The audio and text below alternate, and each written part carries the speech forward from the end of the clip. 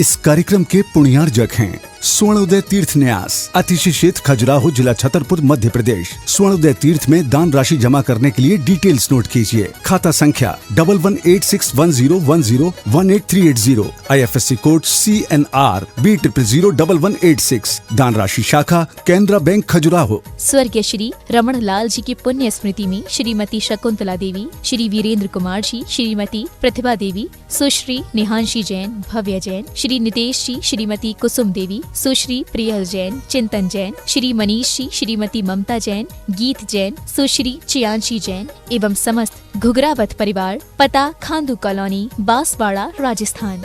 श्री नरेंद्र जैन कप्तान, धर्मपत्नी श्रीमती शील जैन, पुत्र व पुत्रवधू श्री संदीप जैन, श्रीमती सुनीता जैन, श्री अंकुर जैन, श्रीमती शिवानी जैन, पौत्र व पौत्री श्रेयांश जैन, समृद्धि जैन, संभव जैन, पुत्री एवं दामाद श्रीमती रचना जैन, श्री संजय जैन, दोहित्र श्री सक्षम जैन, पत्नी श्रीमती शिल्पी जैन, दोहित्र Utkrisht Jain, Shalimar Bagh, Delhi 88। Firm Messrs High Tone Trading and Manufacturing Company, manufacturers and exporters of public address, amplifiers, speakers, microphone आदि। B3 B7 Mangolpuri industrial area, Delhi 83।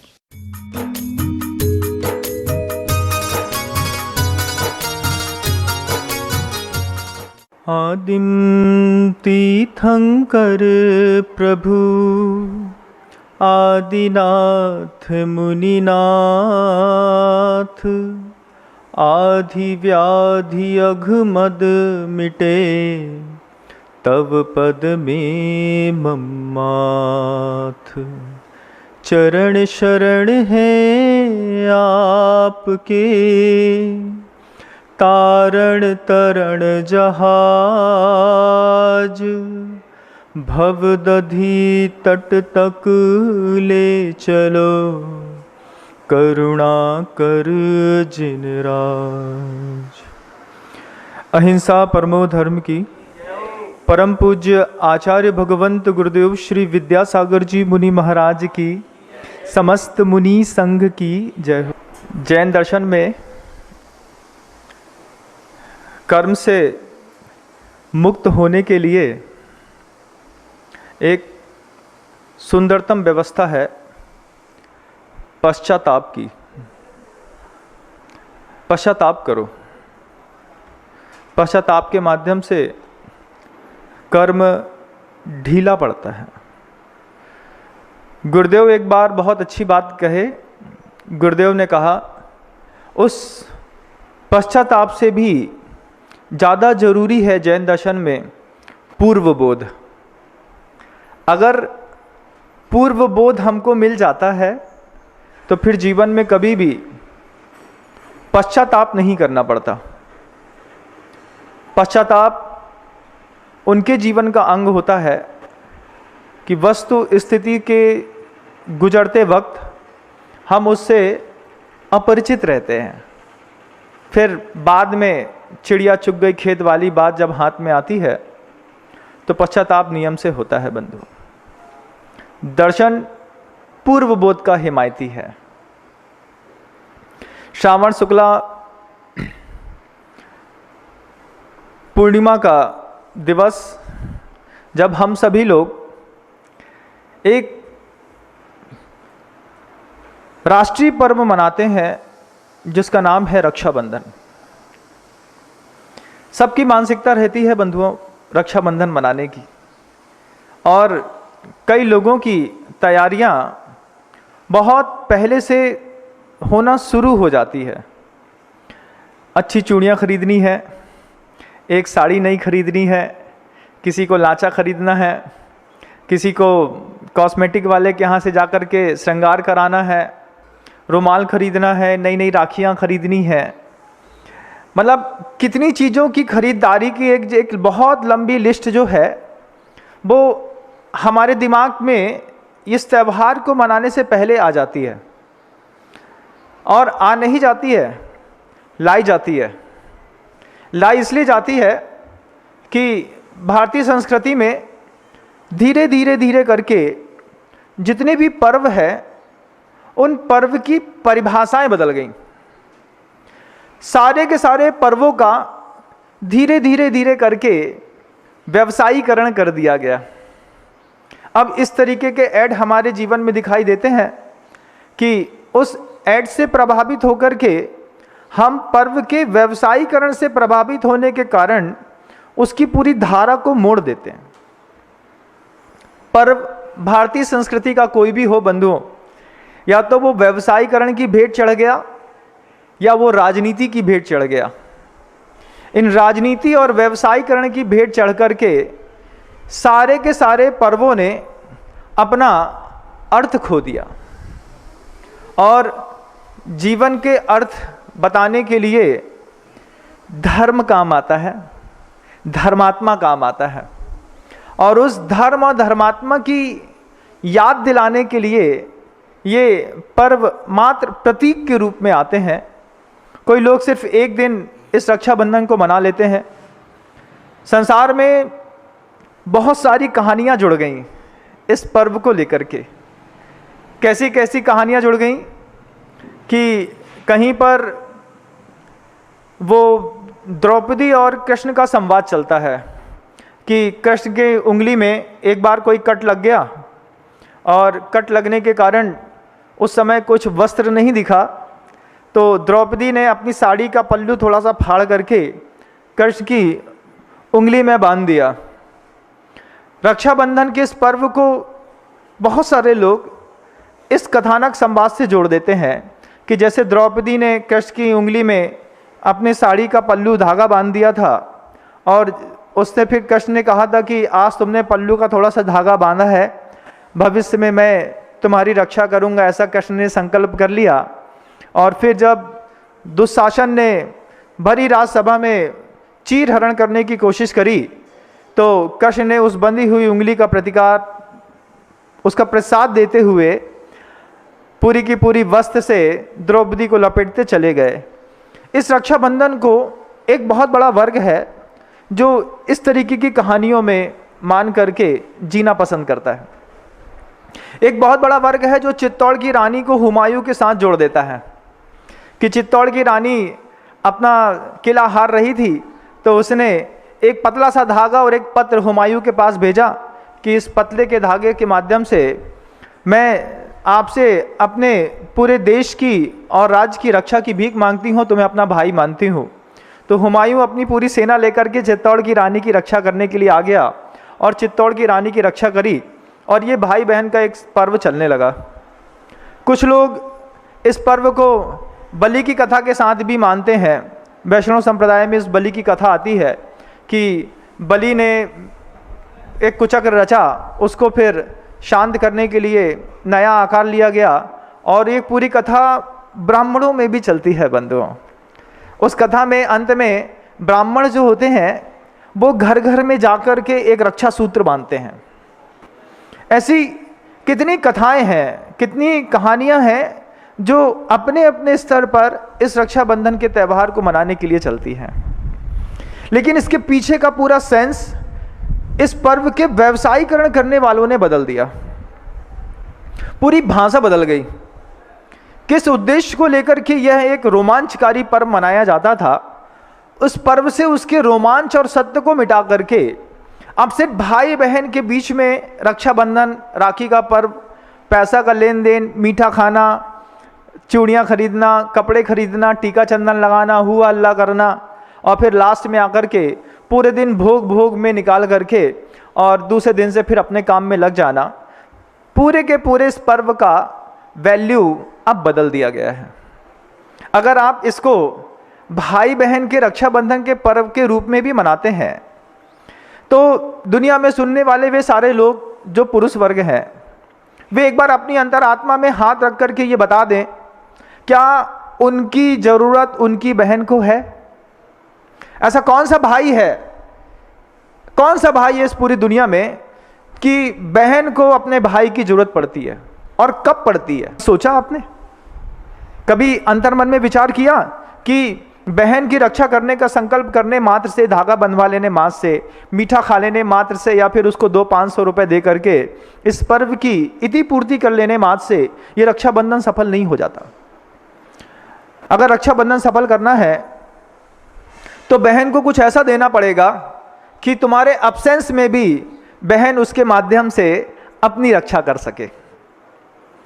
वो पवित्रता और मर्यादा जिसकी हम स्त्री समाज से अपेक्षा करते हैं कि वो अपनी पवित्रताओं में रहे, अपनी मर्यादाओं में रहे, उस पवित्रता और मर्यादा को सुरक्षित रखने के लिए भी अगर मान लीजिए आप ये रक्षाबंधन मनाते हैं, तो फिर उन युवा वर्गों को पवित्रता और मर्यादा की रक्षा अपने जीवन में खींच करके अपनी बहन को सिखाना पड़ेगा कि मेरे जीवन में पुरुष होकर के जब इतनी पवित्रता और मर्यादा है, इसको देख करके तुम कुछ सीखो, तुम भी कुछ समझो, तब जाकर के ये रक्षाबंधन अगर भाई बहन का भी त्यौहार है तो मनाना कुछ हद तक सार्थक है।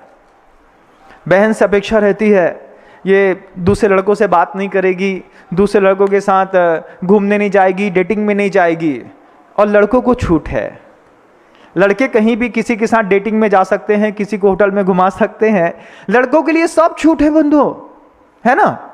और लड़कियों से अपेक्षा है जिस लड़की को तुम किसी होटल में घुमाने ले गए हो वो भी तो किसी की बहन है, वो भी तो किसी समृद्ध परिवार में रहती है, वो भी तो कभी रक्षाबंधन मना रही होगी। लेकिन व्यवसायीकरण ने ऐसा खेल बदल दिया है कि आज ऐसी मानसिकता बदल गई कि रक्षाबंधन के दिन बहनों को जो पैसा दिया जाता है उस पैसे को उठा करके वो शाम तक सोच लेती हैं कि दिन भर में 15 लोगों को राखी बांधूंगी, इसमें से 4, 5, 7, 10 हज़ार रुपये आ जाएगा, फिर शाम को अपने बॉयफ्रेंड के साथ घूमने चली जाऊंगी। ऐसी धारणा स्त्री समाज में चली गई, यंग जनरेशन में। ओल्ड जनरेशन तो बहुत सेफ है, सेफ जोन में है, लेकिन कितना सीमित कर दिया इस पूरे पर्व का व्यवसायीकरण करके। चूड़ी वाले चूड़ी बेचने में लगे हैं, लाखों करोड़ों रुपए की चूड़ी बिक गई, लाखों रुपए के लाचे किराए में चले गए। कॉस्मेटिक वालों ने अपना पैसा कमा लिया, काम करने वाले जितने भी ब्यूटी पार्लर्स वाले थे वो भी अपने आप में व्यस्त थे। महाराज अभी बहुत व्यस्त हैं, क्यों? धंधा बहुत चल रहा है, राखी आने वाली है, सीजन है। ये कोई सीजन का व्यवसाय था ही नहीं, ये पर्व का सीजन से कोई दूर दूर तक मतलब नहीं था। लेकिन भारतीय संस्कृति में पर्व की पूरी कीमत खत्म हो गई और ला करके हमने इस पूरे पर्व को भाई बहन तक सीमित कर दिया। जबकि एक सूत्र चला था जो आप शायद भूल गए होंगे कि रक्षा किसी भाई के माध्यम से किसी बहन की नहीं हो सकती, तो फिर बहन की रक्षा कौन करेगा? दर्शन में एक सूत्र है, धर्मो रक्षति रक्षिता। अगर भाई ने, अगर पिता ने अपनी बहन को धर्म सिखा दिया है तो फिर उस राखी को बांधने की जरूरत नहीं है। उस सिखाए हुए धर्म से तुम्हारी अनुपस्थिति में भी तुम्हारी बहन के शील की, पवित्रता की, मर्यादा की रक्षा होती रहेगी।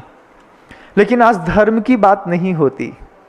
धर्म की बात करने पर ऐसा लगता है कि ये हमारा टाइम वेस्ट किया जा रहा है। आज तो एक नए फंक्शन की बात होती है, कहाँ पे ऑर्गेनाइज करना है, कैसे ऑर्गेनाइज करना है, कैसे थाली सजानी है, कैसी मेहंदी खरीदनी है, कैसे कॉस्मेटिक मस्कारा लगाना है। इन चीज़ों में एक पर्व, एक पूरी संस्कृति की समाज का एक लाखों करोड़ों रुपए खा लेता है। करोड़ों रुपए।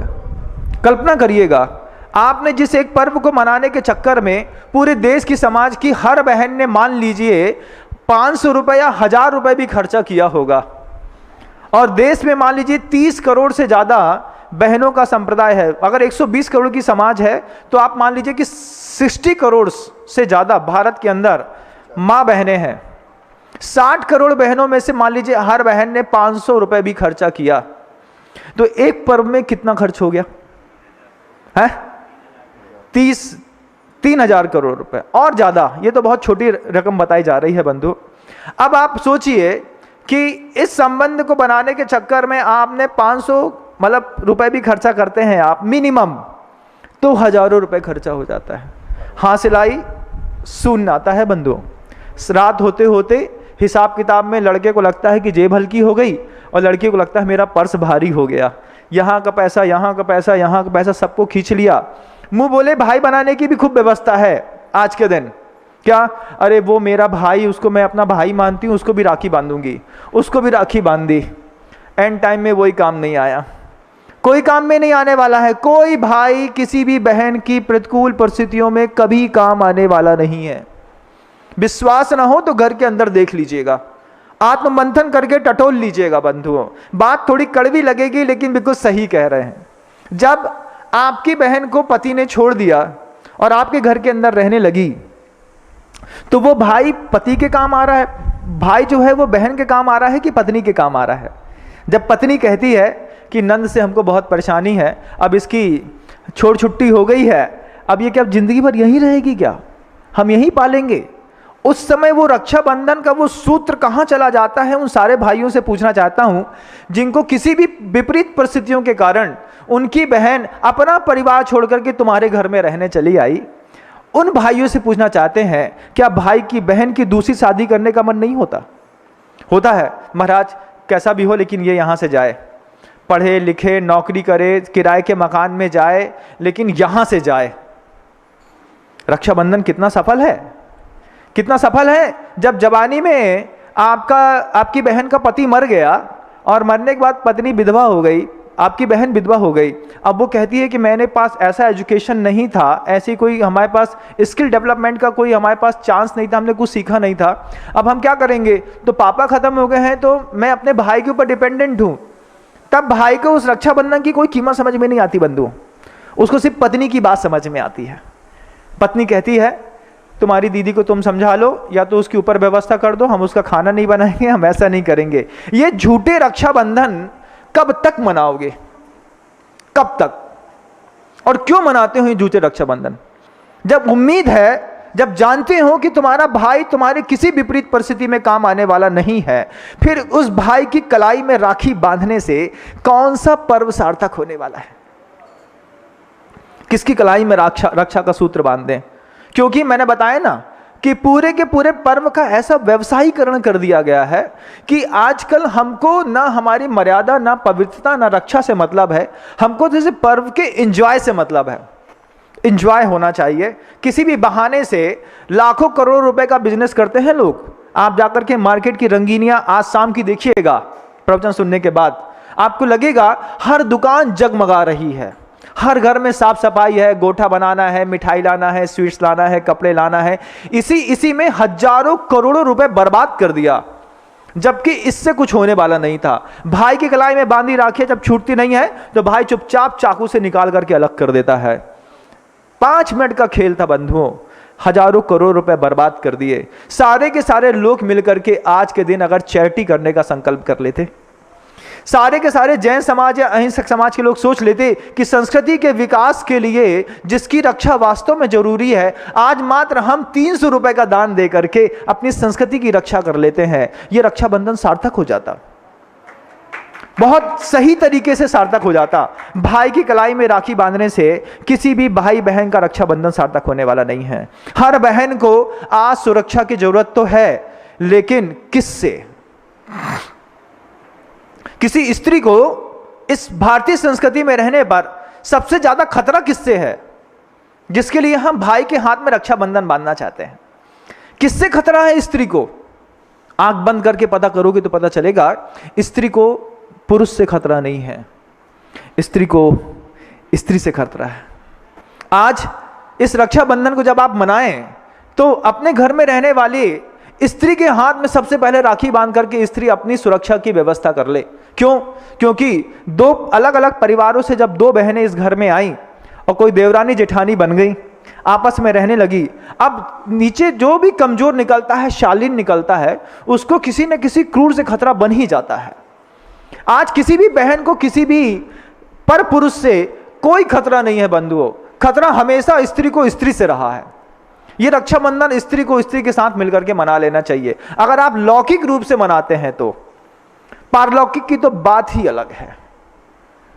लौकिक रूप में आप देखिए, आप महसूस तो करो एक बार, खतरा किससे है मुझे मेरे जीवन में? घर के अंदर रहते हैं, संयुक्त परिवार में रहते हैं, खतरा किससे है? संस्कृति को खतरा किससे है? पता चलेगा सामने वाले मेरे भाई से मेरे क्या मतलब है, वो तो बेचारा इतना सीधा है, कुछ नहीं समझता, उसकी पत्नी से मुझे खतरा है, तो वो बहन भाई को ना राखी बांध करके भाई की पत्नी को राखी बांध देगी, तो हो सकता है रक्षाबंधन थोड़ा बहुत संवर जाए। ये रक्षाबंधन के अगर देवरानी जेठानी आपस में राखी बांध करके ये कह दें कि अलग अलग परिवार से आकर के हम इस परिवार में रहने लगे हैं, आज अपन दोनों को साथ में रहना है, एक दूसरे को संभाल के रहना है। दीदी तुम मेरी रक्षा करना, मैं तुम्हारी रक्षा करूंगी। धर्मो रक्षति रक्षितः, तो आप धर्म की रक्षा करिए, धर्म आपकी रक्षा करेगा। कोई भाई किसी बहन की रक्षा में ऐन वक्त में कभी काम नहीं आया बंधु, कभी काम नहीं आया। ये झूठ का व्यापार है बहुत बड़ा रक्षाबंधन। आप देख लीजिएगा, उन परिवारों के अंदर भी देखिएगा जहां भाई की नजर बहन के ऊपर चली जाती है। उन परिवारों के अंदर देखिएगा जहां बहनें अकेले में अपने भाई के साथ घर के अंदर असुरक्षित महसूस करती हैं अपने आप को। वो परिवार कैसे होंगे? क्या हमारे घर में ऐसी घटना नहीं घटती? घटती है महाराज। जब माँ पापा भी चले जाते हैं, घर में कोई नहीं रहता, तो भाई के साथ अकेले रहने पर भी भय पैदा होता है। उसी के साथ रक्षाबंधन मनाया, उसी के साथ रहने में भय पैदा होता है। ये क्या है? ये क्या साइकोलॉजी है हमारे लाइफ की? हम कैसा जीवन जी रहे हैं और हम ये रक्षाबंधन इस स्तर का क्यों मना रहे हैं? तो महाराज प्रश्न उठता है दिमाग के अंदर कि इस रक्षाबंधन की यथार्थ भूमिका क्या है। अगर इस प्रकार की भूमिका आप में जीते हैं, आपको लगता है कि मुझे अपनी बहन की रक्षा करनी है, तो तुम अपनी बहन की रक्षा कब तक करोगे? वो तुम्हारी बहन जवान है, 20, 22, 24 साल की है, उसको दुनिया भर के काम करने के लिए सड़क से बाहर निकलना पड़ता है। उसकी रक्षा करने के लिए भाई क्या जिंदगी भर उसके पीछे घूमेगा? नहीं घूमेगा। भाई कुछ ऐसा संदेश, ऐसा कुछ सांस्कृतिक वातावरण का माहौल घर के अंदर बनाएगा कि बहन अपनी मर्यादा में रहना खुद सीख जाएगी। और जिस दिन बहन अपनी मर्यादा में रहना सीख जाएगी, तो बाहर जाने वाले से किसी भी व्यक्ति से उसको कोई फर्क नहीं पड़ता। हमारे यहां मर्यादा थी, एक लज्जा वस्त्र चलता था। लज्जा वस्त्र समझते हैं? संस्कृत भाषा का साहित्यिक शब्द है लज्जा वस्त्र, हिंदी भाषा का, जिसको दुपट्टा कहते हैं आपकी भाषा में। भाई सिखा दे, आज के दिन भाई गिफ्ट कर दे अपनी बहन को कि हाँ तुमको पैसा तो कई बार दिया है, हमने सोचा इस बार तुमको 6 सेट दुपट्टे के दे देते हैं, ये जब भी बाहर जाओगी तो काम आएगा। तब जाकर के तुम तो अनुपस्थिति में भी वो तुम्हारा दिया गया दुपट्टा तुम्हारी बहन की रक्षा कर सकता है, लेकिन पैसा तुम्हारी बहन की रक्षा नहीं कर सकता। बात थोड़ी कड़वी लगे तो कोई बुरी नहीं है, लेकिन समझना तो जरूरी है। जब बहन का घर के अंदर का ड्रेसिंग सेंस बिगड़ रहा हो, भाई को अपने रक्षाबंधन बंधे हुए सूत्र की याद आ जाए कि इसी ने मुझे राखी बांधी थी और ये ऐसा पहनती है, ऐसा एंड्रॉइड में बात करती है, ऐसा सोचती है, ऐसा विचार करती है, तो घर के अंदर एक ऐसा पवित्र वातावरण बनाना उस भाई का कर्तव्य है, जिस पवित्र वातावरण के बनाने पर बहन को लगे कि मेरा घर मंदिर से कम नहीं है, यहां से पुजारी निकल सकते हैं लेकिन वासना के भिखारी नहीं निकल सकते।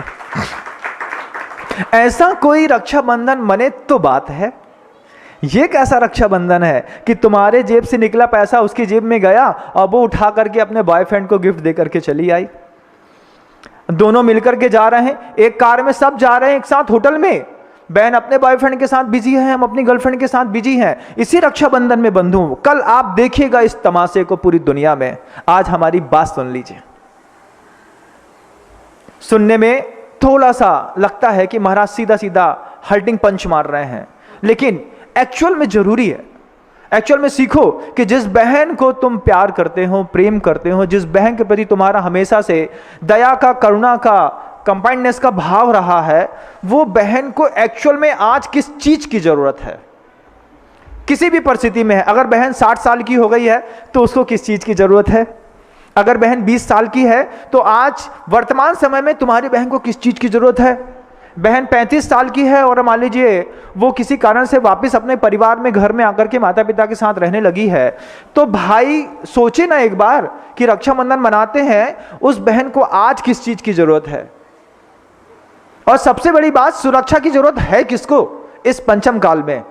कौन सी बहन चाहती है? किस बहन को विश्वास है? आंख में अंदर आंख करके बताए मुझे, प्रवचन सुनते सुनते भी बचाए, अंतर मन से एक बार आवाज निकाल के बताओ मुझे कि कौन सा भाई है जो तुम्हारे विपरीत परिस्थितियों में तुम्हारे काम आएगा, और भाई का दिया हुआ क्या तुम्हारे काम आएगा? क्या धन काम आएगा? पैसा दे दे तुम्हारा भाई, विपरीत परिस्थितियों में पैसा काम आएगा? आज हाथ में आएगा, शाम तक चला जाएगा, लेकिन दिया हुआ ज्ञान जीवन भर काम आता है बंधुओं, जीवन भर। वो हम लेना नहीं चाहते, उसके मामले में हमको हमारा भाई बोरिंग लगता है, हमारे माता पिता बोरिंग लगते हैं। क्यों? क्योंकि मैंने शुरुआत से बताया कि पूरे के पूरे पर्व का व्यवसायीकरण और राजनीतिकरण कर दिया गया। व्यवसायीकरण ऐसा कर दिया गया कि इस पर्व का जो मूल हार्द था, जो हृदय था, जिस कारण हम इस पर्व को मना रहे थे, उस पर्व की मुख्य पृष्ठभूमिका को हम भूल चुके हैं। हमें तो कुछ और ही याद है, और जो याद है वो हमारे किसी काम का नहीं है। घर बर्बाद होते हैं बंधुओं, हजारों करोड़ों रुपए बर्बाद होते हैं। गुरुदेव ने, दादा गुरु ज्ञान सागर जी महाराज ने एक बार पूज्य गुरुवर से कहा था कि अगर रक्षाबंधन मनाना है किसी भी स्तर का, तो दूसरे की आपदा को अपनी आपदा समझना, तब जाकर के ये रक्षाबंधन मनाना सार्थक होगा।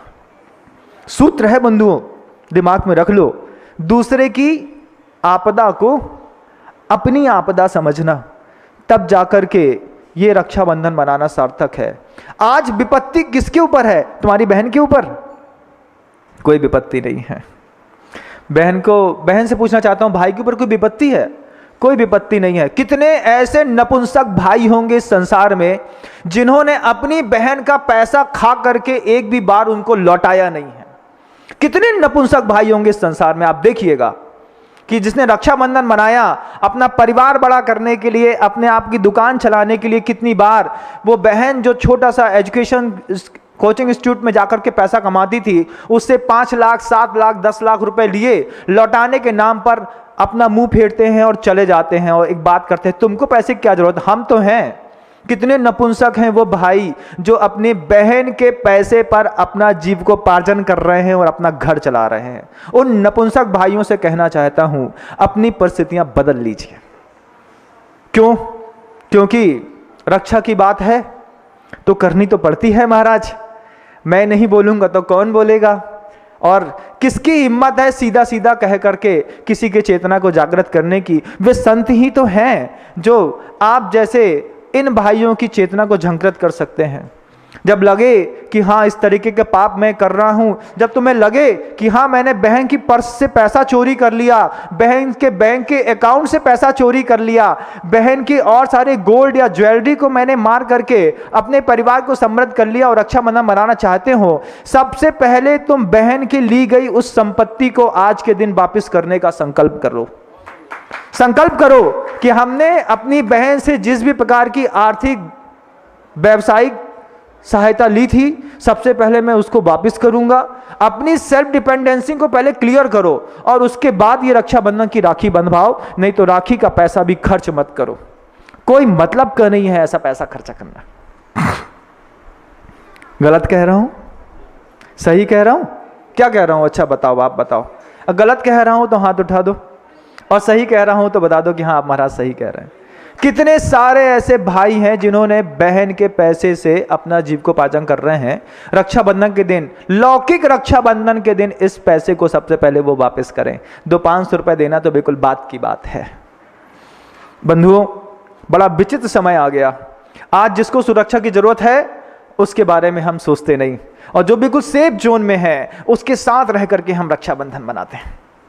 पता है हमारी बहन को जीवन में कोई तकलीफ नहीं होने वाली, उसके साथ राखी बंधवाने से क्या मतलब? एक पेड़ के साथ राखी रक्षाबंधन मनाया जाए तो कोई बात है। जब वो टूटता हुआ पेड़ चिल्लाता है, चुपचाप है, वो भयभीत है, उसको सुरक्षा की जरूरत है। एक स्वस्थ वन की जरूरत है जिसकी रक्षा का हम संकल्प करें तो रक्षाबंधन मने से कोई बात है। बहन के हाथ में राखी बांधने से, बहन से राखी बंधवाने से कुछ होने जाने वाला नहीं। पेड़ कट रहे हैं पूरी संस्कृति में, खट खट खट रोज आरियां चलती हैं। हम एक संकल्प लें कि आज के रक्षाबंधन के दिन हम भाई बहन दोनों के प्यार जीवित रहे। अपने घर में कहीं एक ऐसा पेड़ लगाएंगे कि अगले 3 साल में सींच करके उसको बड़ा कर देंगे। ये फिर भी रक्षाबंधन की लौकिक सार्थकता मानी जा सकती है। मानी जा सकती है जब किसी का मन असुरक्षित हो। गुरुदेव के 7 ऐसे पवित्र सूत्र हैं जिन सूत्रों के माध्यम से प्रतिभा स्थली ज्ञानोदय विद्यापीठ का संचालन होता है, और उन्हीं की सुरक्षा और रक्षा करने के भाव से ये रक्षाबंधन प्रतिभा स्थली में जिस स्तर का मनाया जाता है वो आज का दिन देखने लायक होता है। बंधुओं, गुरुदेव की पवित्र वे सूत्र हैं कि सुरक्षा हो तो मन की हो। पवित्र मन, पवित्र तन, पवित्र धन, पवित्र वन, पवित्र वचन, पवित्र चेतन और पवित्र, एक और पवित्र, ऐसे 7 आदर्श हैं पूज गुरुवर के। वचन, वतन, चेतन, पवित्र वतन भी, ऐसे 7, पवित्र वचन, पवित्र वतन, पवित्र चेतन, पवित्र मन, पवित्र धन, पवित्र तन और पवित्र वचन वन। ये 7 ऐसे सूत्र हैं जिन सूत्रों के ऊपर आज सुरक्षा की आवश्यकता है। सुरक्षा की आवश्यकता है कि जब आपको लगे कि आपके घर के अंदर कोई मन ही मन में बहुत ज्यादा अवसाद में चला गया हो, तो हम अभय दान दे करके उसको सुरक्षित कर दें। तुम चिंता नहीं करो, हम है ना, हम संभाल लेंगे सब, तुम चिंता नहीं करो। जब इस तरीके की सद्भावनाओं को दे करके हम किसी के गिरते हुए मानसिक पतन को रोक दें, उसको वहां से सुरक्षित कर दें, तो भी रक्षाबंधन बनाने की थोड़ी सार्थकता होती है। सार्थकता होती है जब हम अपनी संस्कृति के प्रति इतने ज़्यादा कॉन्शियस में हैं, इतना ज़्यादा हमको लगे कि हाँ हमारा देश है, बर्बाद नहीं होना चाहिए। क्या कर सकते हैं महाराज? छोटा सा संकल्प कि महीने में से 5 दिन का संकल्प कर लीजिए कि 5 दिन किसी भी विदेशी वस्तु का प्रयोग नहीं करेंगे। कोई शैम्पू नहीं लगाएंगे, कोई कॉस्मेटिक यूज नहीं करेंगे, कोई विदेशी बाइक में नहीं चलेंगे, विदेशी कंपनी का कपड़ा नहीं पहनेंगे, विदेशी किसी भी मशीनरी को यूज नहीं करेंगे। सिर्फ 5 दिन आप देखिए कैसे वतन की सुरक्षा हो जाती है। आज जो डॉलर की कीमत, अपने रुपए की कीमत डॉलर के अकॉर्डिंग 80, 82, 85 रुपए चला गया है। अगर पूरे देश के लोग रक्षाबंधन के दिन संकल्प कर लें कि सिर्फ महीने में 5 दिन विदेशी वस्तुओं का प्रयोग नहीं करेंगे, डॉलर की और पैसे के अकॉर्डिंग जो कीमत ये आपस में बहुत ज्यादा मिसबैलेंस हो गई है और रुपए 80 रुपए चला गया है, डॉलर की कीमत 2 रुपए बचेगी बंधु, सिर्फ 2 रुपए। इसको ऊंचाई देने का काम किसी सरकार ने नहीं किया, हमारी भोगवादी संस्कृति ने किया है। अगर आपके रुपए की कीमत गिरी है तो वो सरकार के कारण नहीं गिरी, आपके कारण गिरी है। आप चाहें तो अपने रुपए की कीमत फिर से बढ़ा सकते हैं। अगर आपको अपने रुपए की सुरक्षा का भाव है तो सिर्फ विदेशी वस्तुओं का प्रयोग बंद कर दीजिए। भारत में सब मिलता है, सब, गाड़ियां भी मिलती हैं और साड़ियां भी मिलती हैं, लाड़ियां भी मिलती हैं, सब मिलता है भारत में, लेकिन हमको सब विदेशी चाहिए। और घूमने फिरने के लिए भी विदेश चाहिए। जो लोग हनीमून मनाने के लिए स्विट्जरलैंड जाना पसंद करते हैं, वो कश्मीर भी जा सकते हैं। वहाँ की भी पीड़ित जनता है, वो अपने आपके दिए गए धन से अपने भारत के अंदर भी सुख सुविधा संपन्न बहुत सारी प्राकृतिक और भौगोलिक परिस्थितियाँ भी हैं जिसका जाकर के हम आनंद ले सकते हैं। लेकिन हम विदेश का टिकट कटाते हैं। 1,20,000 रुपए के 7 दिन का पैकेज दुबई का मिला, हम दुबई हुआए, 1,20,000 रुपए वहाँ खर्चा कराए। 1,20,000 रुपए आप मनाली में, कुल्लू में, कश्मीर में, वैष्णो देवी में, या फिर आप कन्याकुमारी में, या फिर आप सम्मेत शिखर जी में भी खर्च कर सकते थे। लेकिन मती मारी गई, हमने अपने रुपए का वैल्यू खुद बर्बाद कर दिया। चाहे तो कर सकते हैं, रक्षाबंधन तो मनाना है, वतन के साथ रक्षाबंधन मना लें, किसी के मन के साथ रक्षाबंधन मना लें, किसी के तन की सुरक्षा का रक्षाबंधन मना लें कि लगे कि इसका शरीर खराब हो रहा है, इसको रोग हो गया है, कैंसर हो गया है, टीबी हो गई है, चलो हम सुरक्षा कर लेते हैं। 10 लोग मोहल्ले के मिलकर के चैरिटेबल ट्रस्ट के माध्यम से या भी चैरिटी के माध्यम से उस बहन या उस परिवार के घर के अंदर जा करके आज के दिन 20,000 रुपए दे आए कि चलो अपना इलाज करा लो। किसी के शरीर की सुरक्षा कर ली तो भी रक्षाबंधन मनाना सार्थक है बंधुओं। किसी के वचन की सुरक्षा कर ली कि किसी को हमने सिखा दिया, कोई ऐसा वातावरण ही ना बनाया जिसके माध्यम से किसी को अपशब्द बोलना पड़े। लेकिन हमारी तो आदत है, जब तक तुमको उकसाएंगे नहीं और जब तक तुम्हारे मुंह से गलत बुलवाएंगे नहीं, तब तक हमको अच्छा नहीं लगता, बहुत बुरा लगता है। बोले देखो तो अभी मजा तो लो, अभी 2 बात बोलेंगे और आग बबूला हो जाएगा। हम कैसा जीवन जीने लगे, कैसी मानसिकता हो गई हमारी इस भारतीय संस्कृति में रहते रहते। हम किसी के वचनों में जब तक उद्वेग पैदा ना कर दें तब तक हमको शांति नहीं मिलती। ऐसी भाषा बोलते हैं, ऐसी बात करते हैं कि सामने वाला अपने आप गाली गुप्ता में तैयार हो जाता है। हम कैसे हो गए, बताओ आप कैसे हो गए?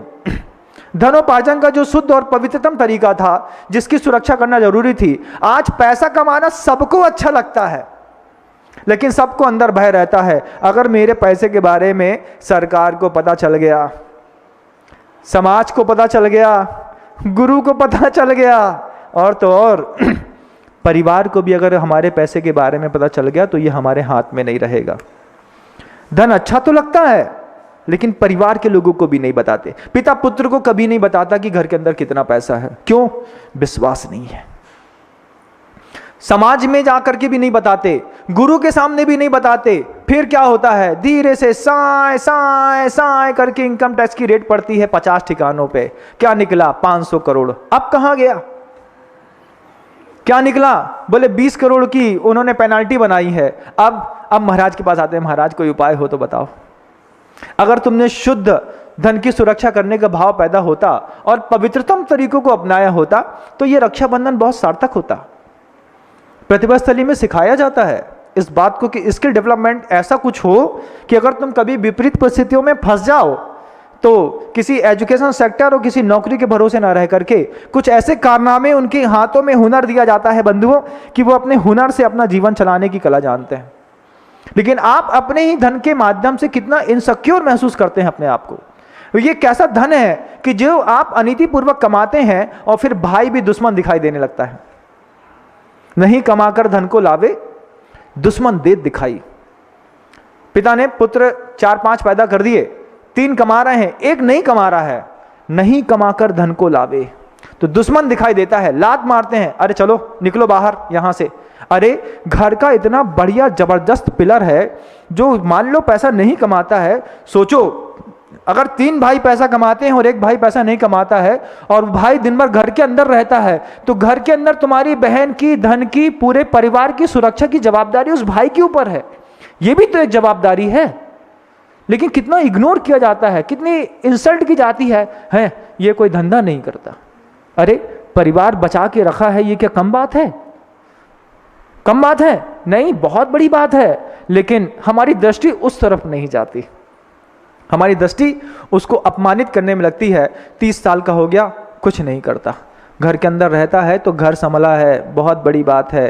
तुम उस भाई को घर के अंदर से निकल जाने दो, फिर देखो तुम्हारे घर के अंदर कौन कौन आता है, कैसी परिस्थितियां हैं। आंख बंद करके जीने वाले बिल्ली का जीवन तो जी सकते हैं लेकिन शेर का नहीं जी सकते बंधु। एक ही जात के हैं दोनों, एक आंख बंद करके दूध पीती है, एक पूरी आंख खोल करके। आप किस तरीके में जा रहे हैं अपने आप को महसूस करिए। रक्षाबंधन मनाना है, बिल्कुल मनाना है, लेकिन किसके साथ? जिसको सुरक्षा की जरूरत ही नहीं है उसके साथ, कि जो सुरक्षा के लिए चिल्ला रहा है बार बार। वे मूक प्राणी जो चिल्ला रहे हैं कि हमको कत्ल खानों में काटा जा रहा है, आज के दिन आज हमारी रक्षा कर लो, उसके लिए कोई रक्षा का भाव नहीं मन के अंदर पैदा होता। कभी नहीं लगता कि आज के दिन आप जो पिज्जा बर्गर खा रहे हैं जिसमें रेड ब्राउन सिग्नल लगा हुआ है और उसमें आप उठा करके खा रहे हैं। कई लोग इतने समझदार हो गए हैं, किसी भी कंटेंट को, नॉन वेजिटेरियन कंटेंट को इतने शानदार तरीके से प्रस्तुत करते हैं कि लगता है कि देखते ही रहें, देखते ही रहें, देखते ही रहें। उसको आप खा रहे हैं, जबकि उस जीव को भी सुरक्षा की जरूरत थी। वो चिल्ला रहा था कि आज रक्षाबंधन का पवित्र दिन है, कम से कम आज के दिन तो मेरी रक्षा कर लो। हमारी चेतना ने उसकी पुकार ही नहीं सुनी, हमारी चेतना ने कुछ भी नहीं सुना। पूज गुरुवर ने सबका सुना, गुरुदेव ने सब सुना। एक स्वस्थ व्यक्ति को क्या चाहिए, एक स्वस्थ जीव को क्या चाहिए, एक स्वस्थ समाज को क्या चाहिए, एक स्वस्थ संस्कृति को क्या चाहिए, एक स्वस्थ धार्मिक साधु को क्या चाहिए। आचार्य श्री जी ने सबकी चिंता करी बंधुओं। जब साधु की चिंता करी, संस्कृति की चिंता करी, तो सोचिए उन्होंने कुंडलपुर जैसा पवित्रतम क्षेत्र खड़ा। क्यों?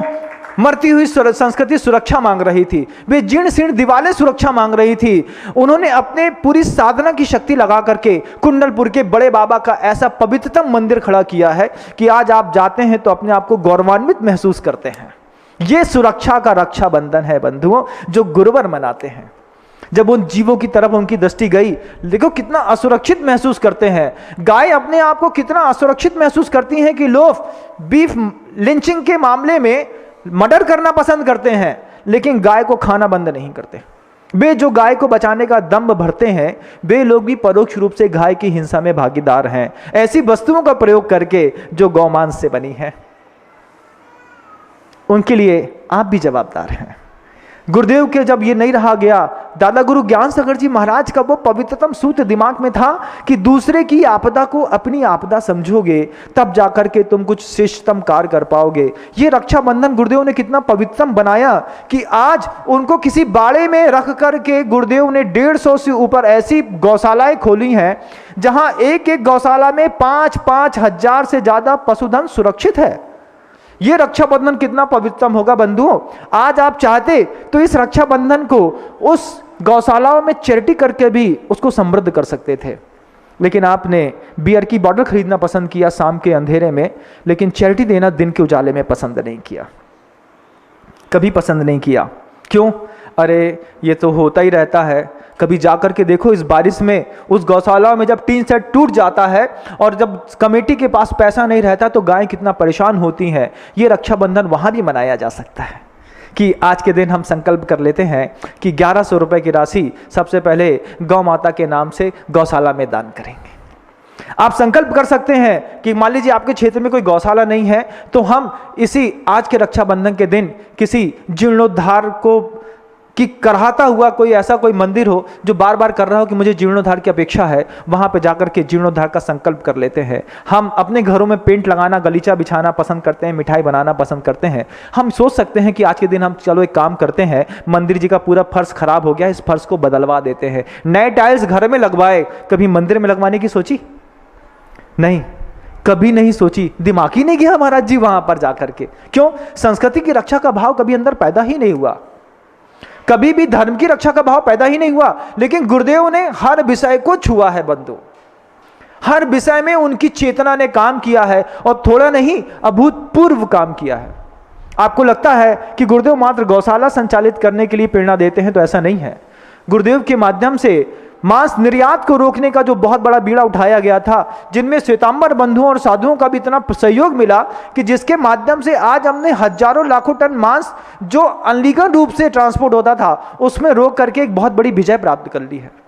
हमने उन गौवंश को भी सुरक्षित किया है। हालांकि आज भी मांस निर्यात होता है, लेकिन अगर हमने इस बीड़ा को नहीं उठाया होता, गुरुदेव अगर उस बीड़े को उठाने वाले कृष्ण नहीं बने होते, तो आज जो गति है इसकी 10 गुना गति होगी। गुरुदेव के कारण ही उसकी गति बहुत मंदी पड़ी है बंधु। गुरुदेव के कारण संस्कृति का रक्षाबंधन व्यवस्थित रूप से चल रहा है। आज खजुराहो भी एक नई संस्कृति का अध्याय लिखने को आतुर है। यहाँ पर भी गुरुदेव के आशीर्वाद से शमोषण का ऐसा पवित्रतम और भव्यतम मंदिर बन रहा है। क्या जरूरत है ऐसे मंदिर की? लोग पूछते हैं। मैं कहना चाहता हूं, गिरनार आपके हाथ से चला गया। आप क्या चाहते हैं कि आने वाले वक्त में सम्मेद शिखर जी भी चला जाए? आप ऐसा चाहते हैं? हम विरोध नहीं कर सकते थे, हम लड़ नहीं पा रहे थे, तो हमने गिरनार छोड़ दिया। लेकिन जब हमने गिरनार छोड़ दिया तो हमारी आवश्यकता बनती है कि हम गिरनार से भी ऊंचा और व्यवस्थित ऐसे 10 नए तीर्थ क्षेत्र का निर्माण करें कि 21,000 साल तक ये संस्कृति सुरक्षित रूप से, निर्बाध रूप से आगे गमन करती रहे। इस उद्देश्य को लेकर के कि संस्कृति की सुरक्षा बनी रहे, गुरुदेव ने खजुराहो जैसे इंटरनेशनल स्पॉट पर एक भव्यतम मंदिर बनाने की परिकल्पना रखी है, और जिसमें वो आगामी आने वाले सिर्फ 5 सालों में साकार हो जाएगी। आज आपको लगता है महाराज सिर्फ फाउंडेशन कंप्लीट हुआ है, 5 साल में मंदिर कैसे बनेगा? अभी देखिएगा, अगले 1 महीने में ऐसा जादू होने वाला है कि उस जादू का यह परिणाम निकलेगा कि खजुराहो का मंदिर अगले 5 साल में बनकर के तैयार हो जाएगा। भूमिका निरंतर रूप से कमरे के अंदर बैठ करके बनाई जा रही है और उसमें पूज्यवर का आशीर्वाद भी इतना पवित्रम रूप से मिल रहा है। जब आपके सामने वो बात आएगी तब आपको लगेगा कि इसको हमको भी इसमें सहयोग दे करके और अपनी इस भूमिका को अदा करना है। बंधुओं, कई जगह है रक्षाबंधन की जरूरत है। कलाई में राखी बांधने से कुछ नहीं होता। वे कलाइयाँ किसी काम की नहीं हैं। वे भाई किस काम के हैं? जो बहन का पैसा खा करके अपना जीवन चला रहे हैं। क्यों राखी बांधना है हमको उनके हाथों में? क्यों बांधना है? जरूरत है रक्षाबंधन की तीर्थ क्षेत्रों को, जरूरत है रक्षाबंधन की उन बेकार पड़ी हुई सभ्यता को जिसको हमने बेकार समझ करके छोड़ दिया है, घर के अंदर सिसक रही है, दम तोड़ रही है। उन आदर्शों को आपके रक्षाबंधन की जरूरत है बंधु।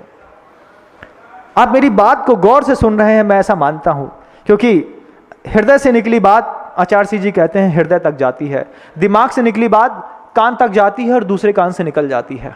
लेकिन बात अगर दिल से बोली जाए तो दिल तक छू करके उस रक्षाबंधन को सार्थक बनाने का एक माहौल है। रक्षाबंधन की असली कहानी तो मैं आपको समय रहते फिर कल सुनाने का प्रयास करूंगा, क्योंकि ये तो लौकिक रक्षाबंधन है बंधुओं, जिसमें कुछ कुछ पारलौकिकता भी जुड़ी हुई है।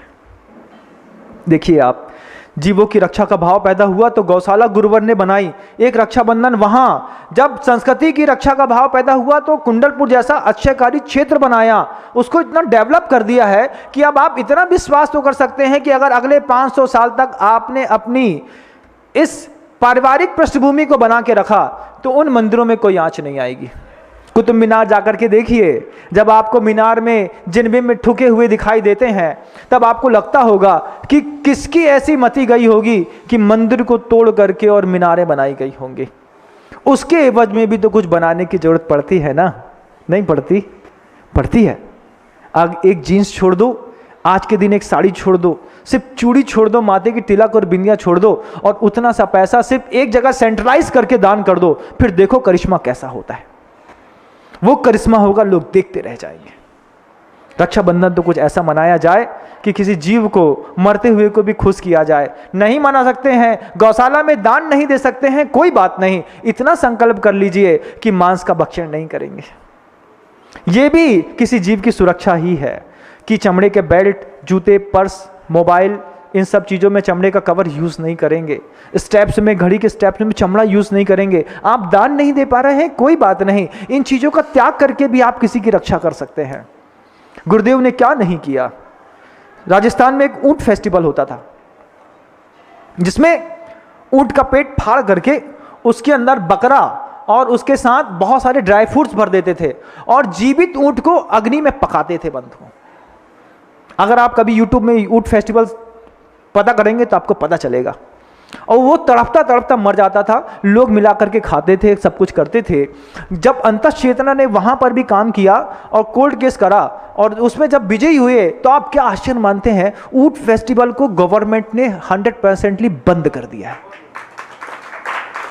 कुछ चीजें ऐसी हैं दिखाई नहीं देती, लेकिन गुरुदेव शांत बैठ करके करते रहते हैं, लेकिन उनको भी आपके समर्थन की जरूरत पड़ती है। जब गुरुदेव कहें कि मैंने भाग्योदय खड़ा किया, किसी चेतना, मरी हुई चेतना, आदमी मर रहा था पड़ पड़ा करके सागर के अंदर, आज एपिडेमिक होती थी, कभी हैजा फैलता था, कभी कुछ फैलता था। गुरुदेव की वो दूरदृष्टि थी कि सागर शहर से हट करके उन्होंने 1.5 किलोमीटर आगे जा करके जंगल में एक हॉस्पिटल खोला। अस्पताल, जब गुरुदेव ने अस्पताल के लिए आशीर्वाद दिया तो लोगों ने कहा कि अरे जंगल में अस्पताल खोल रहे हैं, मुनि महाराज होकर के अस्पताल खोलते हैं, कितनी हिंसा होगी। और लेकिन गुरुदेव अपने उस दया के संकल्प में इतने अडिग रहे। गुरुदेव कहते हैं एक बार मैं कोई चीज सोच लेता हूं फिर उससे कभी पीछे नहीं हटता, करके ही रहता हूं। वो गुरुदेव का दूरदृष्टि परिणाम था कि अगर मनुष्य कभी विपत्तियों में आ जाएगा तो कहां जाएगा। सागर को केंद्र बनाया जहां 25,000 घर की जैन समाज थी और आसपास करीब 400 ऐसे गांव थे जहां पर जैन और अजैनों का सात्विक तरीके से जीविकोपार्जन होता है और रहना जानते हैं। उन सबको केंद्रित करने के लिए गुरुदेव ने उस समय के जंगल में दूरदर्शिता देखते हुए एक हॉस्पिटल भाग्योदय तीर्थ की स्थापना करी। बंधुओं, आज पूरे शहर का सेंट्रल माना जाता है वो भाग्योदय तीर्थ, और कोई भी बीमार होता है तो सबसे पहले उसको भाग्योदय की याद आती है। सबसे पहले उसको लगता है कि हाँ, मुझे भाग्योदय में जाकर के अपना इलाज कराना है। और कुछ लोग उसके भी विरोध में लगे रहते हैं। कुछ लोगों को लगता है कि भाग्योदय में गए, चैरिटी नहीं मिली, ये नहीं किया। जिसने कभी भाग्योदय में प्रवेश ही नहीं किया उनको ऐसी बातें करने का कोई अधिकार ही नहीं है। जो कभी बीमार पड़ा हो, जब कभी कोई व्यक्ति भाग्योदय में जाकर के रहा हो, उनकी सुविधाओं को भोगा हो, तब उसको समझ में आएगा कि भाग्योदय किस स्तर की चैरिटी करता है। आज सिंधी समुदाय जो भाग्योदय शहर के आसपास रहता है, पिछले साल का मैंने रिकॉर्ड देखा तो पता चला 1,30,000 सिंधी बंधुओं ने भाग्योदय से चैरिटी के माध्यम से अपने आप को संवारा और सुधारा है। चैरिटी करते हैं, होती है, आपको दिखाई नहीं देती। आंख में एक ऐसा पर्दा पड़ा है कि कुछ कह नहीं सकते हम। गुरुदेव ने कबीर का एक बहुत अच्छा पंक्ति है, कबीरा सो धन राखिए, कबीरा सो धन राखिए जो आगे को होए। कुछ ऐसा धन हो हमारे पास जो हमारे आगे के लिए काम आए, भविष्य निधि हो, इस संसार की नहीं परमार्थ की।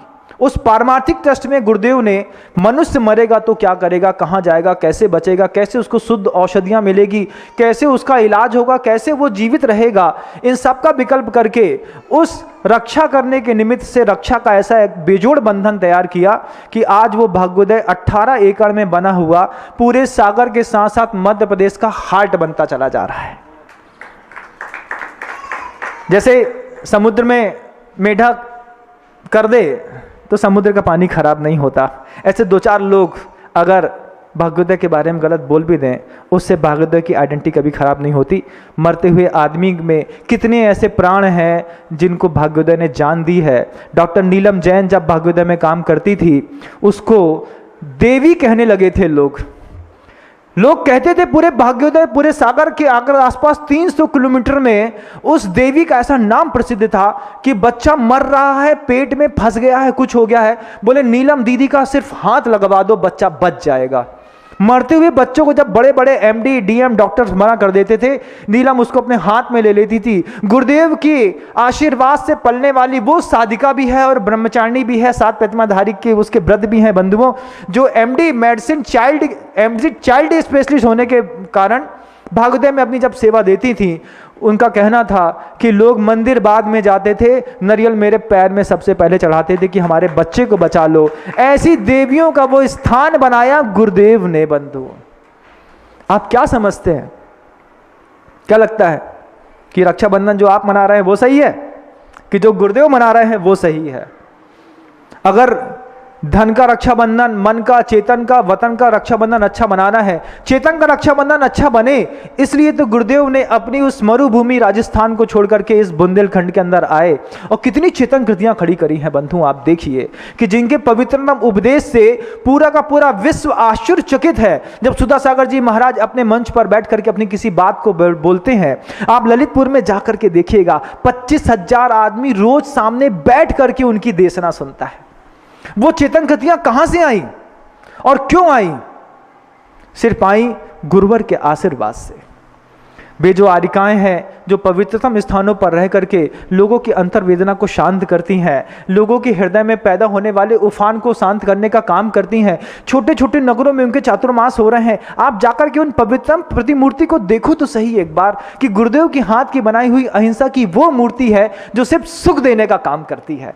क्या रक्षाबंधन बनाया है कि तुम हर बार तो अपने गुरु के पास नहीं आ पाओगे, लेकिन गुरु की बनाई कलाकृतियां हर बार तुम्हारे पास पहुंचती रहेंगी। ऐसा कैसा पवित्रतम सोच रही होगी।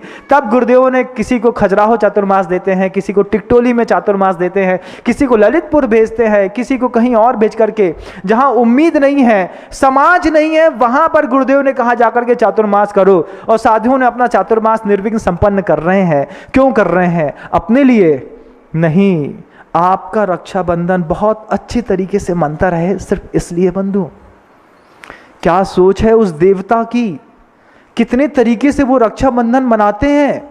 आप देखो तो सही एक बार, अनुभूत करो, फिर अपने रक्षाबंधन की इस जो पद्धतियों को हम बरसों से मनाते चले आए हैं, इसको परिवर्तित करने का प्रयास करो। हर बहन से कहना चाहता हूं कि लगे कि इस भाई से कोई सुरक्षा नहीं होगी, राखी बांधना बंद करो। बगावत की बात नहीं कर रहे, जिसको वास्तव में सुरक्षा की जरूरत है उसके साथ सुरक्षा का संकल्प करें तो रक्षाबंधन का कोई मूल्य है। जिसको सुरक्षा की कोई जरूरत ही नहीं है, जिसके हाथ में राखी बांधने से तुम्हारे जीवन में कभी कुछ होने वाला ही नहीं है, उससे राखी बंधन बनाने से क्या होता है? बंधुओं, आपका कर्तव्य बनता है कि आप अपनी संस्कृति का, अपने विकास का, जंतुओं का, प्राणी मात्र का, धर्म का, सबकी सुरक्षा का संकल्प लें और रक्षाबंधन मनाने का प्रयास करें। ये झूठा रक्षाबंधन मनाना बंद कर दो। इस झूठे रक्षाबंधन की कोई जरूरत नहीं है। व्यावसायिकता का माहौल, राजनीति के माहौल में जो रक्षाबंधन मना रहे हैं, इन सारे रक्षाबंधन आज की डेट में बेमानी हो गए। बंधुओं, सिर्फ मायने रखता है गुरुदेव और उनका आशीर्वाद। इस कार्यक्रम के पुण्यार्जक थे स्वर्णोदय तीर्थ न्यास, अतिशिक्षित खजुराहो, जिला छतरपुर, मध्य प्रदेश। स्वर्णोदय तीर्थ में दान राशि जमा करने के लिए डिटेल्स नोट कीजिए। खाता संख्या 118610101838, IFSC कोड CNR B0001186। दान राशि शाखा केनरा बैंक खजुराहो। स्वर्गीय श्री रमण लाल जी की पुण्य स्मृति में श्रीमती शकुंतला देवी, श्री वीरेंद्र कुमार जी, श्रीमती प्रतिभा देवी, सुश्री निहांशी जैन, भव्य जैन, श्री श्री नितेश जी, श्रीमती कुसुम देवी, सुश्री प्रियल जैन, चिंतन जैन, श्री मनीष जी, श्रीमती ममता जैन, गीत जैन, सुश्री चियांशी जैन एवं समस्त घुघरावत परिवार, पता खांदू कॉलोनी, बांसवाड़ा, राजस्थान। श्री नरेंद्र जैन, कप्तान, धर्मपत्नी श्रीमती शील जैन, पुत्र व पुत्रवधू श्री संदीप जैन, श्रीमती सुनीता जैन, श्री अंकुर जैन, श्रीमती शिवानी जैन, पौत्र व पौत्री श्रेयांश जैन, समृद्धि जैन, संभव जैन, पुत्री एवं दामाद श्रीमती रचना जैन, श्री संजय जैन, दोहित्र श्री सक्षम जैन, पत्नी श्रीमती शिल्पी जैन, दोहित्र Utkrisht Jain, Shalimar Bagh, Delhi 88। Firm Messrs High Tone Trading and Manufacturing Company, manufacturers and exporters of public address, amplifiers, speakers, microphone आदि। B3 B7 Mangolpuri industrial area, Delhi 83।